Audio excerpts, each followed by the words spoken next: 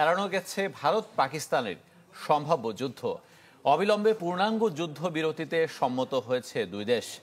যুক্তরাষ্ট্রের president Donald Trump এই তথ্য জানিয়েছেন। তিনি বলেছেন, রাতভর দীর্ঘ আলোচনার পর সংঘাতের লাগাম টেনে ধরতে রাজি হয়েছে দিল্লি ও ইসলামাবাদ। আগামী সোমবার আবারও আলোচনা করবে ভারত ও পাকিস্তান।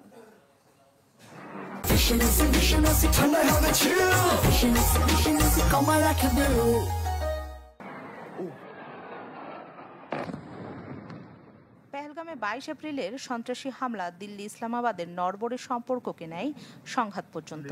সীমান্তে বিচ্ছিন্ন গোলাগুলি রূপ নেয় পূর্ণ সামরিক অভিযানে। ভারত যার নাম দেয় অপারেশন সিঁদুর, আর পাকিস্তান তাদের অভিযানকে বুনিয়ান উন মারসুস নামে অভিহিত করে।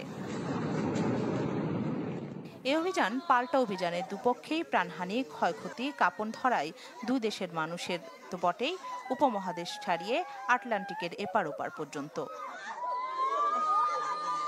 জাতিসংঘ ছাড়াও বিশ্ব নেতারা ভারত পাকিস্তানকে সর্বোচ্চ সংযমের আহ্বান জানিয়েছে।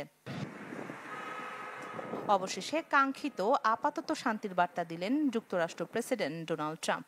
ট্রুথ সোশ্যালে একটি পোস্টে বলেছেন, দীর্ঘ আলোচনার পর যুক্তরাষ্ট্রের মধ্যস্থতায় অবিলম্বে যুদ্ধবিরতি কার্যকর করতে সম্মত হয় ভারত পাকিস্তান।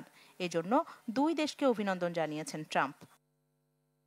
মার্কিন পররাষ্ট্রমন্ত্রী মার্কো রুবিও টুইটে যুদ্ধবিরতি প্রসঙ্গে বলেছেন, ভারত ও পাকিস্তান নিরপেক্ষ ভেন্যুতে কথা বলবে। যুদ্ধবিরতির কথা নিশ্চিত করেছে দিল্লি ও ইসলামাবাদ দুই দেশই। ভারতের পররাষ্ট্র সচিব বলেছেন, শনিবার বিকেল 5টা থেকে স্থল, নৌ ও আকাশে কোনো রকম হামলা না করার ব্যাপারে রাজি হয়েছে তারা। Following that, as you know, there'll be a briefing by my colleagues from the military. এর আগে অপারেশন সিঁদুরের জবাবে শনিবার বুনিয়ান উন মারসুস নামে অভিযান শুরু করে পাকিস্তান। ফলে ভারতীয়দের দিনটা শুরু হয় পাকিস্তানের ছোড়া ক্ষেপণাস্ত্র ও ড্রোনের শব্দে। অভিযানে টার্গেট করা হয় ভারতের সামরিক ঘাঁটিগুলো। অভিযানের শুরুতেই আদমপুরে ভারতের আকাশ প্রতিরক্ষা ব্যবস্থা S-400 ধ্বংসের দাবি করে পাকিস্তান। রাখি জেসমিন, চ্যানেল 24।